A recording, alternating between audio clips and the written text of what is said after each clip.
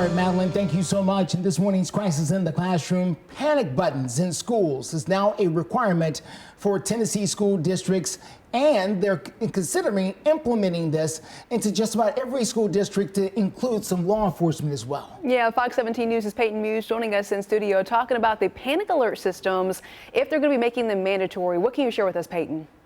Well, first, Justin and Erica, so they're not required, but school officials have to look into them. It's called Alyssa's Law, and Tennessee is one of 7 states to have enacted it.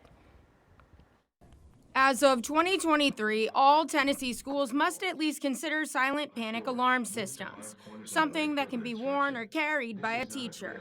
The buttons directly connect school staff to police in an emergency. This is a wearable so that the teacher wears this around their neck. And then if it's a medical emergency, they press the button 3 times. And if it's an active shooter situation, they're pressing the button 8 times or more. Lori Alhadef lost her 14-year-old daughter Alyssa in the 2018 Parkland High School shooting. The law named for her daughter.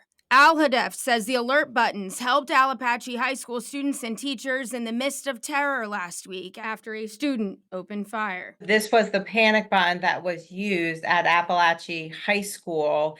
And I absolutely believe that it did save lives because help got there faster. I spoke to State Senator Mark Bodie, who says schools should not waste an opportunity to apply for state funding to get these panic buttons. They would be able to apply for it underneath a safety type grant, as long as there was money available. What they'd be able to do then is up to $50,000 per system and so forth. But the technology isn't mandatory in Tennessee. We would love for it to be a requirement and always to have funding associated with that requirement. I'm letting each individual school system prioritize what is going to be best to keep their kids safest. And what that might be, they can pick and choose whatever they feel is the most appropriate for them. Ultimately, Senator Bodie says leaders would like to have these in all classrooms across the state. Aside from state funding, schools can apply to participate in a pilot program that tests out different types of panic buttons.